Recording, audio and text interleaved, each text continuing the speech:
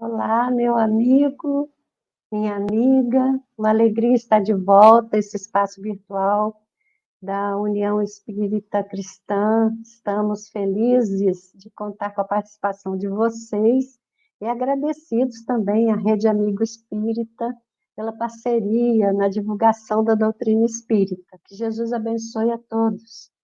Nós estamos, então, iniciando a reflexão deste momento por uma leitura que deva preparar os nossos pensamentos dentro do tema que estamos aqui incumbidos de desenvolver.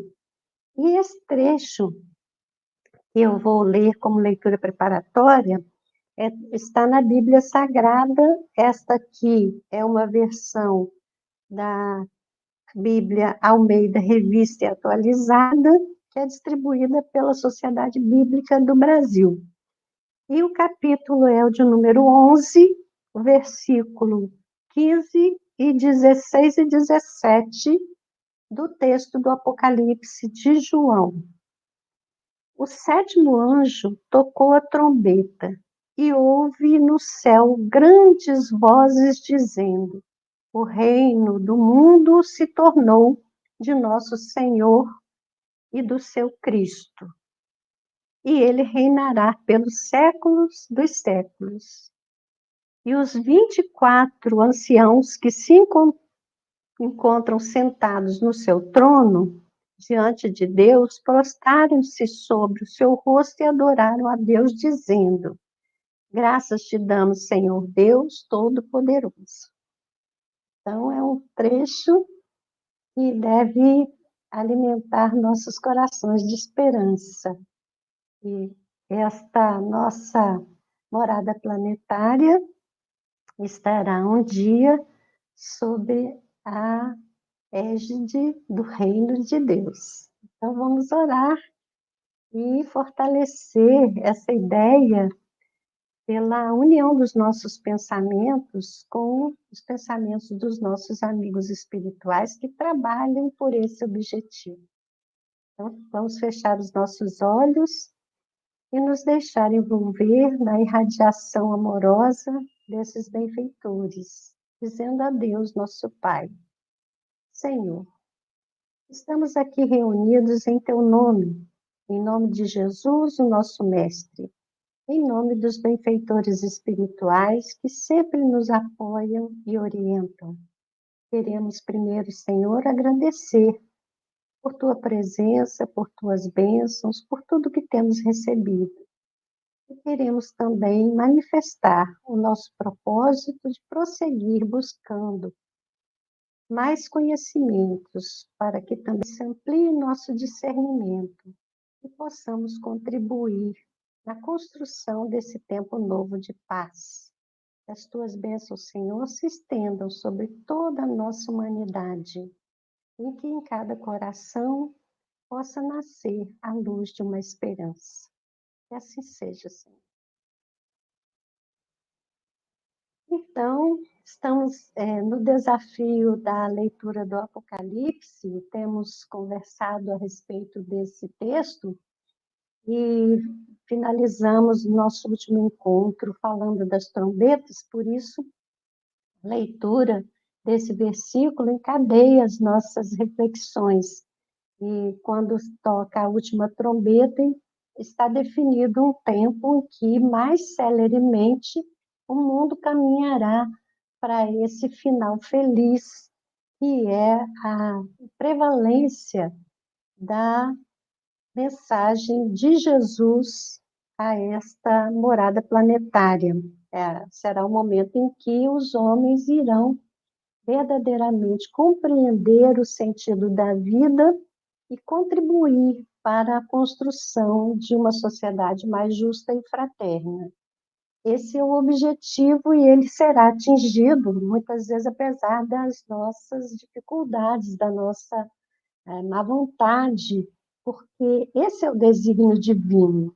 E Deus não quer que nenhum de seus filhos pereça. Ele quer, na verdade, que o equívoco deixe de acontecer. E o equívoco, que é chamado também pecado, só acontece quando nós estamos pouco informados, com pouco conhecimento, quando nós ainda temos um peso grande de ignorância em nosso psiquismo. Então, hoje, nós vamos ver, dentro dessa mensagem do Apocalipse, esse trecho que é bastante denso, mas é possível compreender, em linhas gerais, o que está sendo proposto à humanidade. Nós já comentamos aqui que o tempo ele é expresso de maneiras diferentes nesse texto, que é um texto do gênero preditivo e que utiliza fortemente o simbolismo. Então, por exemplo, uma semana que é proposta aqui no texto, nós já compreendemos que não é uma semana de 7 dias, é uma semana em que cada dia tem o valor de 1.000 anos, então uma semana de 7.000 anos. E meia semana, então, seria 3.500 anos, e isso também pode ser expresso assim: tempos, tempo, metade de um tempo.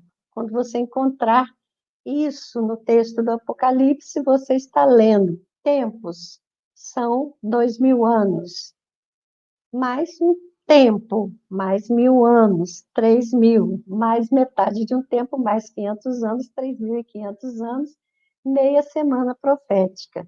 Nós já também aprendemos que a Bíblia é um repositório de conhecimentos que foi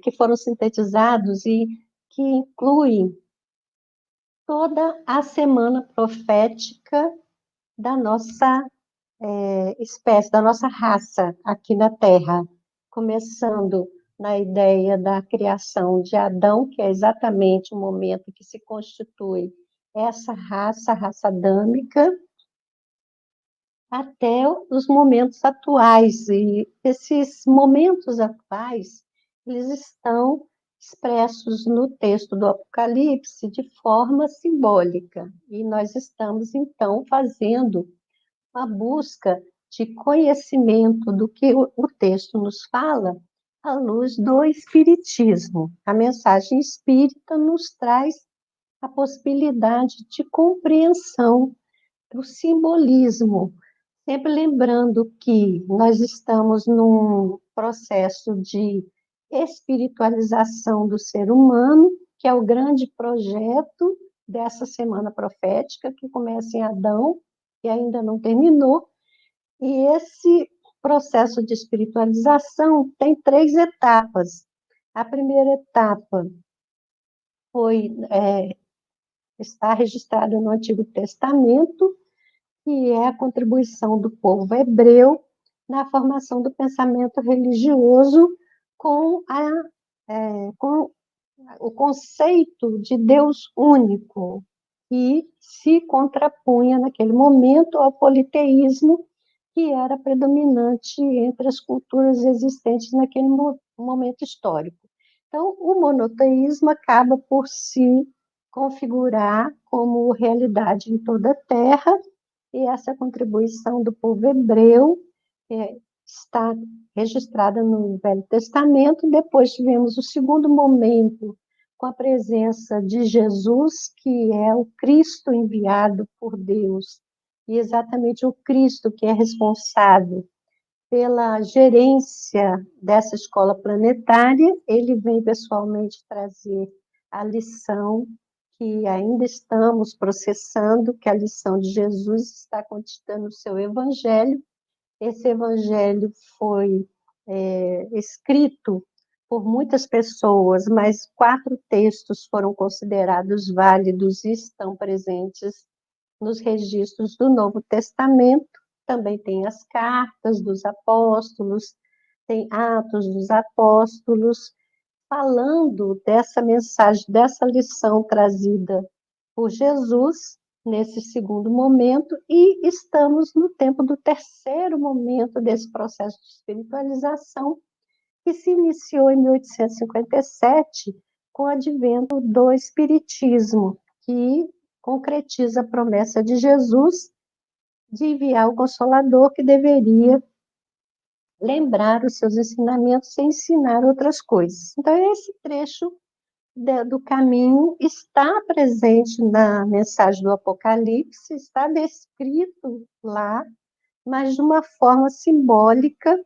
e nós vamos aqui trazer alguns símbolos e tentar buscar a compreensão desses símbolos à luz do Espiritismo, para que, na conclusão desse estudo, nós possamos tirar para nós um roteiro muito significativo do que nos cabe fazer agora, e ainda é possível construir neste momento em que nós estamos na trajetória terrena, com a chance ainda de representar aqui na Terra a força de realização que vem da ideação do plano superior.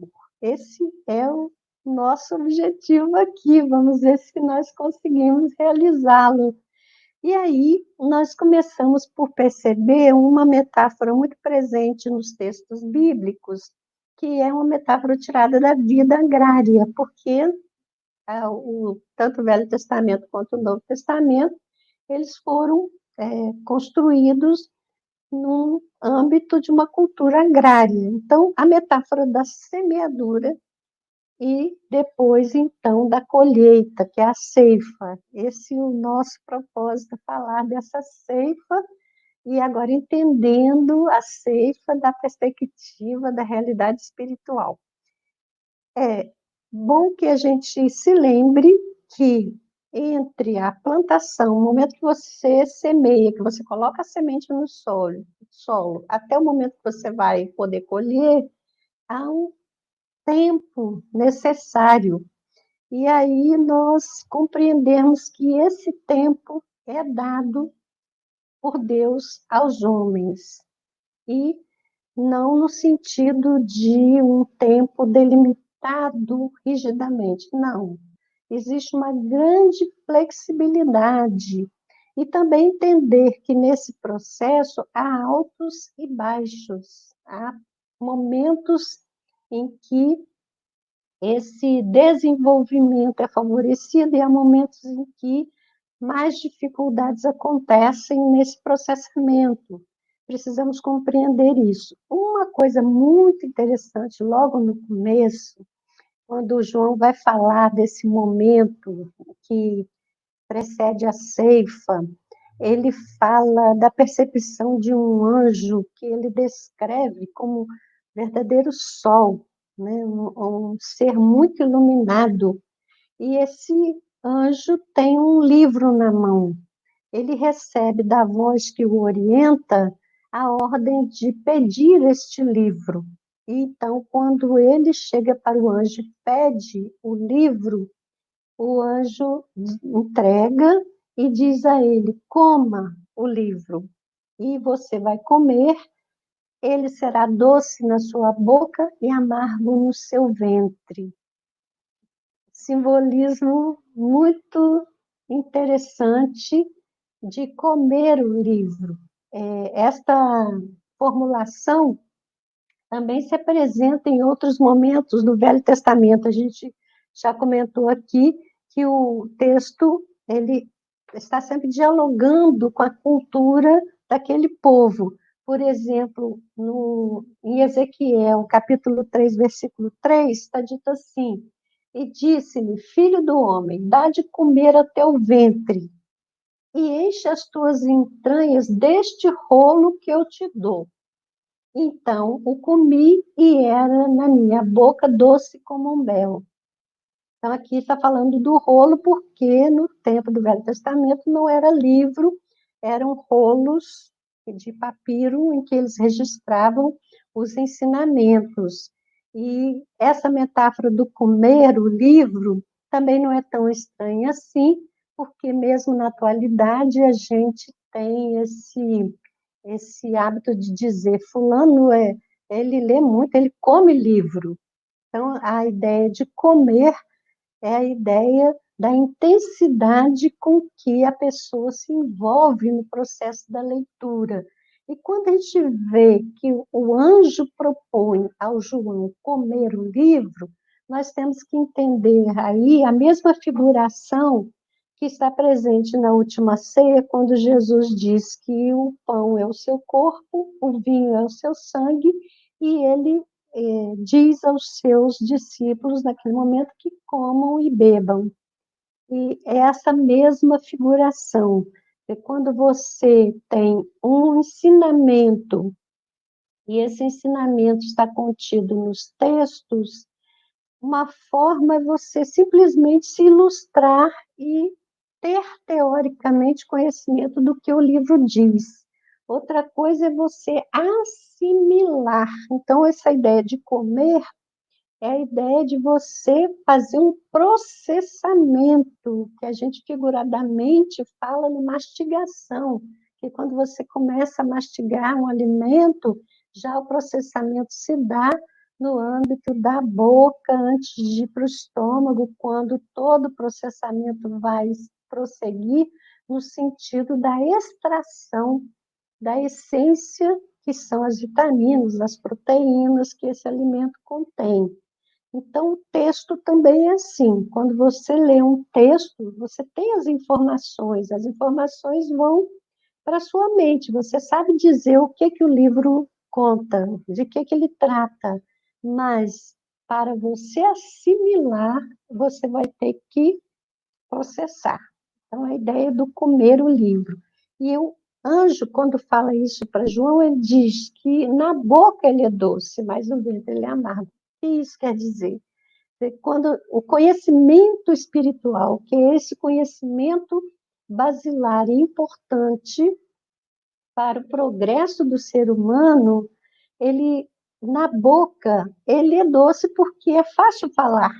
É fácil falar da doutrina de Jesus, é fácil falar das ordenações do Decálogo de Moisés, é fácil falar da teoria de todas as informações que os espíritos deram e Kardec codificou.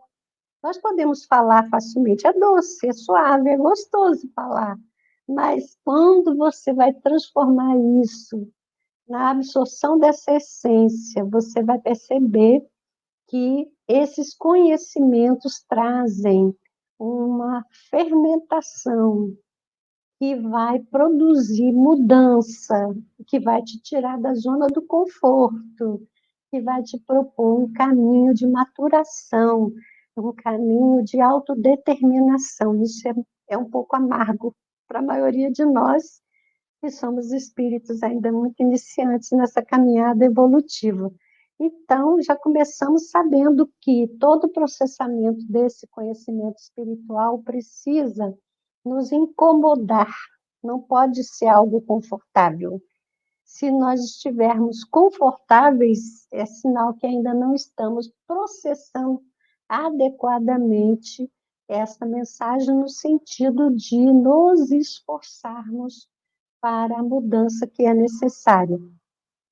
E aí, nesse momento do texto, o João vai dizer que ele recebeu uma cana e uma ordem para medir o templo. O que ele está falando? Ele está falando que agora ele vai fazer toda uma abordagem que diz respeito a essa questão da espiritualização e das religiões que são instrumentos de espiritualização. Toda revelação é dada ao homem no sentido de tirá-lo desse imediatismo do interesse material e mostrar-lhe que ele é um ser espiritual e há todo um processamento a se fazer na relação com essa realidade maior da vida. Então, ele vai medir o templo. O anjo diz para ele que nessa o templo, mas nós lembramos que o templo de Jerusalém era dividido em 3 espaços. O primeiro espaço é o átrio dos gentios, onde todos vão poder entrar. Já no espaço mais intermediário, só os sacerdotes e aquelas pessoas autorizadas. E já no espaço mais íntimo, só o sumo sacerdote tem acesso. Então, são 3 espaços onde diz, vai medir, mas não meça o átrio. Quer dizer, ele diz que o átrio está fora dessa medição, tem que perceber essa parte mais interna do ensinamento espiritual que está ali contido, porque, segundo a informação, teriam os gentios um prazo de 42 meses para pisar essa Terra Santa, para, vamos dizer assim, utilizar seu bel prazer esse ambiente. Então, esses 42 meses, também é uma expressão de tempo, que naturalmente não se configura em 42 períodos de 30 dias, nem de 28 dias, se nós vamos considerar a contagem de tempo no simbolismo profético, esses 42 meses, na verdade, se referem a 1.260 dias. E aí nós vamos perceber que esse período coincide com todo o período em que, efetivamente, a mensagem religiosa ficou sob a coordenação de seres muito pouco espiritualizados.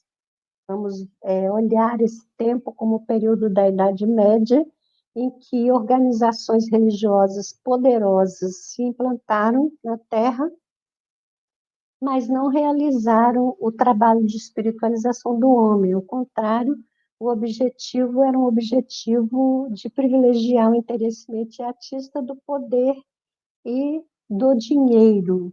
Então, nós estamos olhando o texto se referir a esse período, também comentando que haveria nesse período, apesar dessa questão tão nebulosa, a presença de 2 importantes testemunhas. A descrição dessas testemunhas vai nos permitir olhar que algumas presenças, 2 presenças significativas para o mundo ocidental nesse período, em relação à ideia religiosa, nós vamos ter a presença de Francisco de Assis e, mais à frente, a presença de Lutero. São 2 marcantes ações no sentido de trazer de volta a religião ao processo de espiritualização do homem. Está dito no texto que essas 2 testemunhas seriam perseguidas, elas seriam, haveria tentativa de eliminá-las, mas elas estariam, de certa forma, protegidas até terminar o seu trabalho. Então, o trabalho foi realizado por um e pelo outro, em cada um tempo em que veio, e eles efetivamente deram novas configurações ao pensamento religioso, plantaram novas ideias ali dentro daquela configuração ainda muito difícil da mensagem religiosa apropriada pelos instrumentos de poder. E temos que entender que essa ação que se desenvolve ao longo do tempo, ela se dá em 2 esferas, tanto aqui no mundo dos encarnados, pela vinda de espíritos programados para determinadas ações, quanto acontece também na erraticidade, que nós sabemos que a nossa Terra tem esferas de vivência no mundo espiritual. Essas esferas que estão presentes no mundo espiritual, elas, as que são mais próximas da Terra, elas estão configuradas pela reunião de seres espirituais ainda muito pouco evoluídos, espíritos enraizados nesse processamento do egoísmo, do orgulho, da prepotência.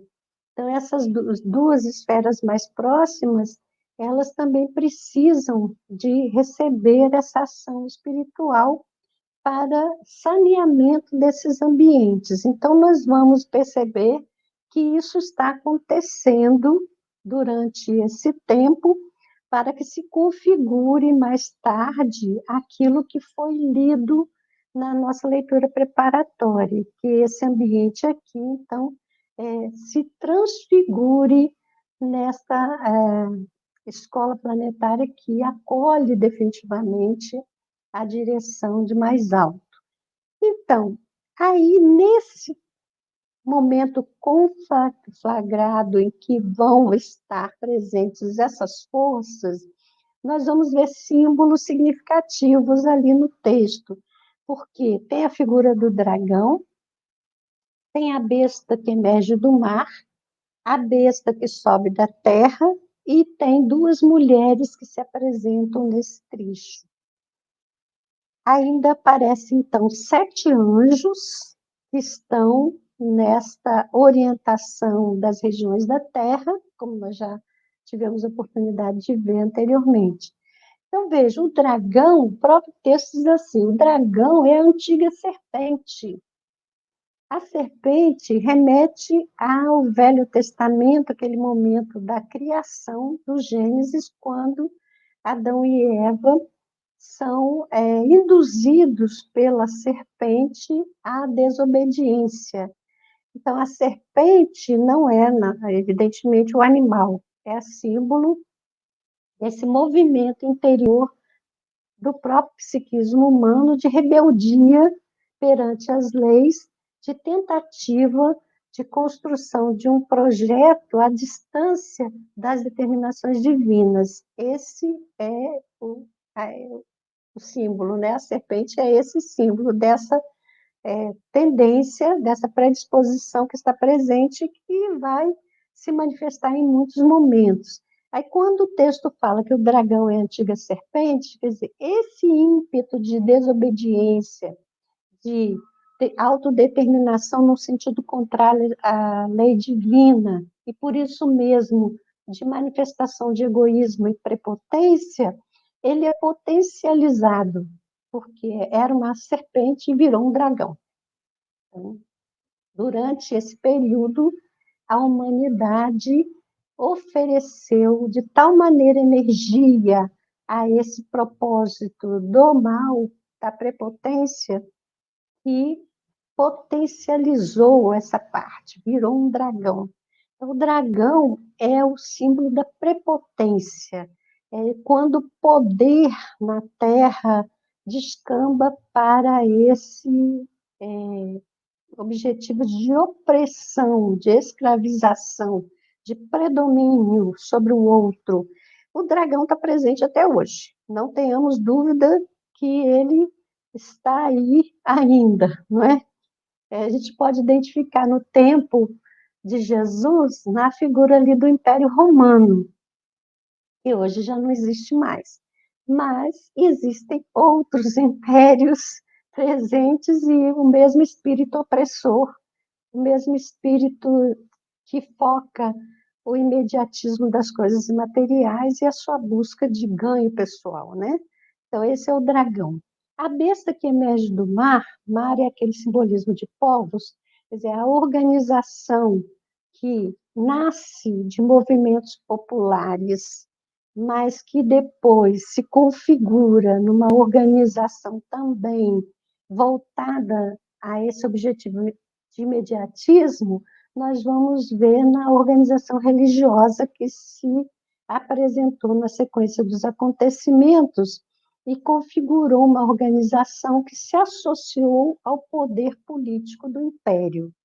Então, essa é a besta que emerge do mar, e a besta da terra também organizações que ali se movimentaram no sentido de fazer prevalecer pela força o ideal. Por exemplo, a gente pode dizer que a Companhia de Jesus foi criada com o objetivo de defender as ideias de Jesus, mas defender da maneira errada, de impor, de oprimir, de sacrificar e excluir aqueles que não pensam pela mesma cartilha. Por isso que o texto diz que essa besta, ela tem 2 chifres, parece o cordeiro, mas ela fala como o dragão. Quer dizer, ela está com um discurso que parece ser o discurso correto do evangelho, mas a sua ação não é a ação de evangelização que Jesus implantou. É ao contrário, é aquela ação de opressão. E no texto também aparecem duas mulheres. Uma é descrita lindamente como vestida de luz, que tem uma coroa com 12 estrelas na cabeça, e ela é perseguida pelo dragão. A mulher, no simbolismo bíblico, muitas vezes é identificada a uma cidade, outras vezes a própria congregação religiosa.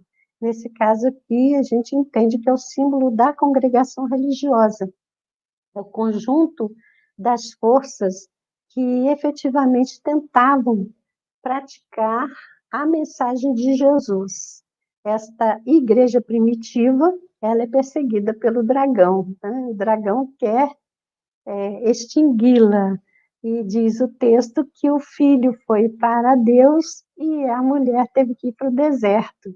Quer dizer, essa associação religiosa que estava na intencionalidade correta da manifestação do ensino de Jesus, ficou isolada por muito tempo, dada a opressão do poder temporal e o poder da organização religiosa, que perseguiam essa ideia, que sacrificavam os santos, né? E impediam essa manifestação. Então, esta mulher, ela vai ser preservada por se isolar, quer dizer, a ideia não morre, ela vai para o deserto, mas a ideia não morre. E a outra mulher que se apresenta é a figura da prostituta. Essa figura também, ela é simbólica daquele movimento das organizações humanas que não são fiéis a Deus. Então, por isso que é prostituta, né? Que é a grande união, o casamento, essa união da humanidade com o Criador, pela prática das suas leis. E quando não somos fiéis, aí a configuração da organização infiel é a configuração da mulher que se prostituiu. Então, essa figura está presente também nesse trecho. Ela está sentada sobre a besta, né? E ela está embriagada do sangue dos santos. Então, uma organização que não atende às leis divinas, ao contrário, está focada no imediatismo da vida material. E aparece, então, sete anjos. Os sete anjos que a gente já viu desde o cenário no começo, eles vêm orientar neste momento, e essa orientação certamente vem através de inspirações e também pela encarnação de seres com essa tarefa específica de orientar. A orientação é que as pessoas se desliguem da besta e amem o Evangelho. E esse momento é marcado, então, numa citação direta do texto, de que chegara o tempo da ceifa. E nesta ideação que a gente vai viajando pelo texto e pela história, nós podemos identificar na descrição um momento de uma tragédia imensa que gera um derramamento de sangue descomunal, e podemos identificar isso na ocorrência das duas grandes guerras mundiais, e tendo no meio das duas grandes guerras mundiais aquela doença terrível, né? A gripe espanhola. A gripe espanhola, ela ceifou mais vidas do que as duas guerras juntas. Nós podemos imaginar, então, esse começo do século XX como foi um começo complicado. Aí ele está configurado como o tempo da ceifa. Quer dizer, quando você faz a plantação, chega um momento que está maduro o fruto para a colheita, então virá a foice, ceifar. Claro, simbolicamente está aí, né? Configurada. A gente vai olhar essa ceifa dessa perspectiva que a doutrina espírita nos explica. E na metáfora do joio e do trigo, por exemplo, é o momento em que é possível separar. O momento que o trigo frutifica, é possível separar. E essa separação vem acontecendo ao longo do século XX, segundo os espíritos nos informam, o feixe de trigo, ele é mantido no celeiro, mas o joio é atirado ao fogo. Esse fogo não é o da destruição, já falamos aqui também. O fogo é um elemento purificador.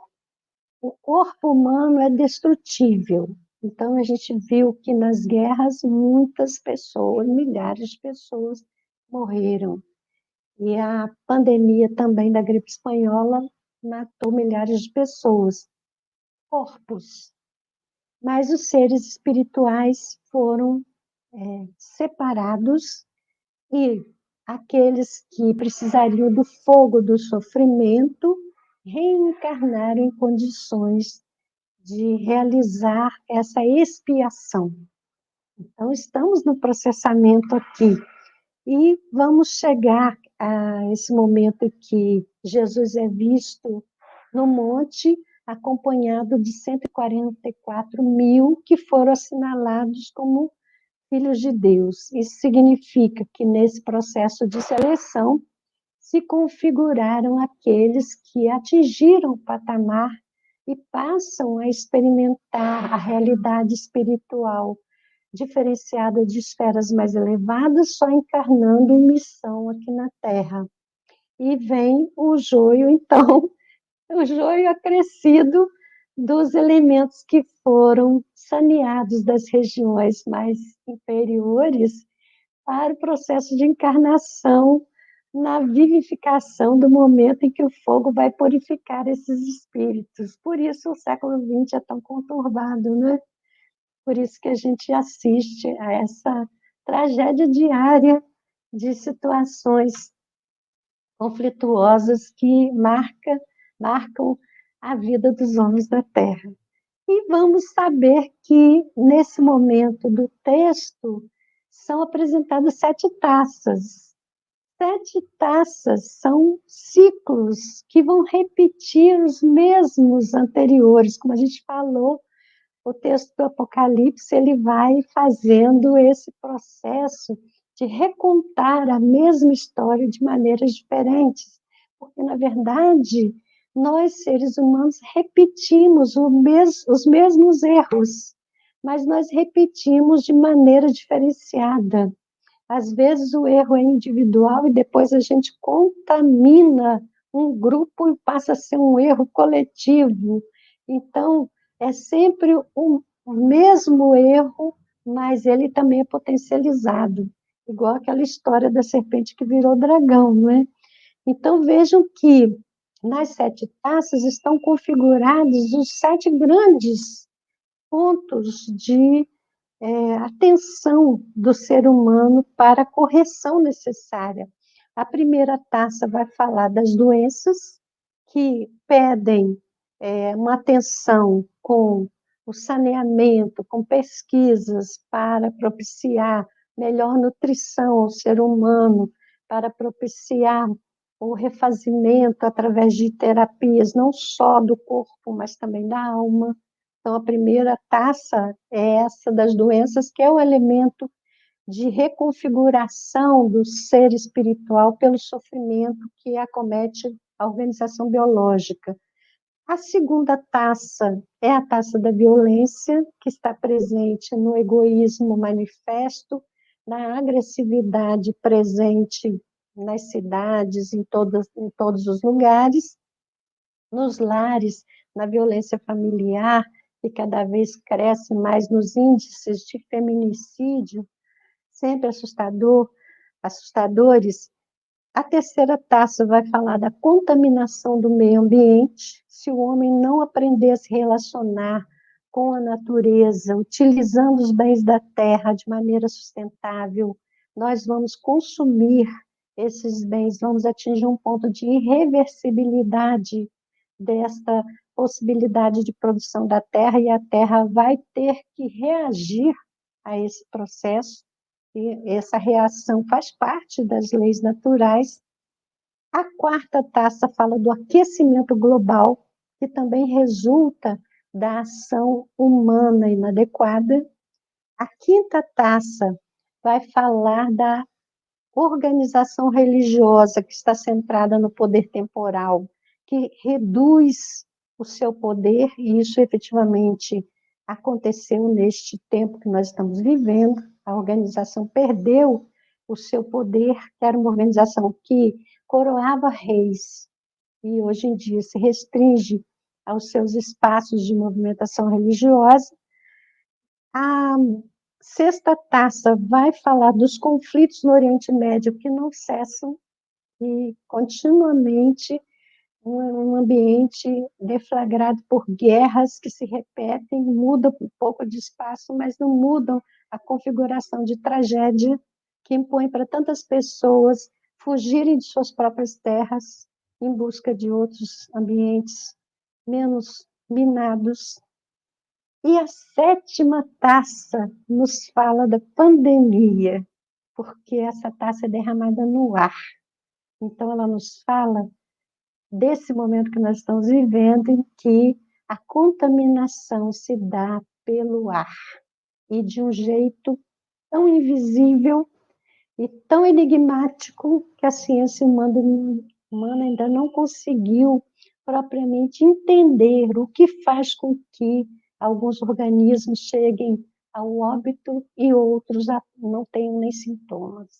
Então, é essa configuração das taças, nós estamos no meio desse processamento que é purificador. Então, é o momento da ceifa, então, é um momento em que essa purificação está acontecendo. E o texto nos diz de 3 espíritos imundos que saem da boca do dragão, da besta e do falso profeta. Quer dizer, nós já vimos quem é o dragão, nós já vimos quem é a besta. O dragão é o poder despótico, poder temporal despótico, político, econômico. A besta é a organização religiosa que é contrária, na verdade, aos propósitos divinos, centrada no poder econômico. E o falso profeta é aquele indivíduo que tem potencial mediúnico, mas não usa como meio de trazer as mensagens de mais alto. Usa esse potencial, muitas vezes, relacionado aos seus interesses pessoais ou ao interesse de minorias. Então, da boca desses 3, saem 3 espíritos imundos que precisam ser vencidos e serão vencidos. São o despotismo usurpador, a exploração da fé e o fundamentalismo religioso. São 3 espíritos imundos que estão presentes, gerando uma dinâmica de sofrimento ainda na comunidade dos homens. O texto fala também do espiritismo, do advento do espiritismo, quando fala das vozes, trovões e relâmpagos, e do fato de que os 24 anciãos que estão em torno do trono estão entoando um novo cântico. É o cântico do Evangelho, agora à luz do Espiritismo. E aí nós vamos saber que quando a ceifa se dá, há uma indicação de cegar também a vinha. A vinha é um símbolo precioso para nós espíritas, porque nós temos ali o simbolismo da cepa, na introdução do Livro dos Espíritos, que nos diz que a cepa é o simbolismo do encarnado, sendo o bago a alma e o licor o espírito. Para que o espírito se purifique, é preciso uma maceração do bago. A alma encarnada sofre, mas o espírito se ilumina. Então, meu amigo, minha amiga, uma alegria muito grande conversar com vocês sobre esses assuntos instigantes e importantes. E eu convido vocês agora a voltar os pensamentos a Deus, nosso Pai, para que nós possamos finalizar esse nosso momento com a oração que Jesus nos ensinou. Pai nosso que estais nos céus, santificado seja o vosso nome. Venha a nós o vosso reino, e seja feita a vossa vontade, na terra como no céu. O pão nosso de cada dia, dai-nos hoje, Perdoa as nossas ofensas, assim como perdoamos aos que nos ofendem. E não nos deixe, Senhor, cair em tentação. Livra-nos do mal, hoje e sempre. E assim seja. E com esta prece, desejamos que todos tenham recebido essa energia de paz que está presente. Até uma próxima vez, se Deus quiser.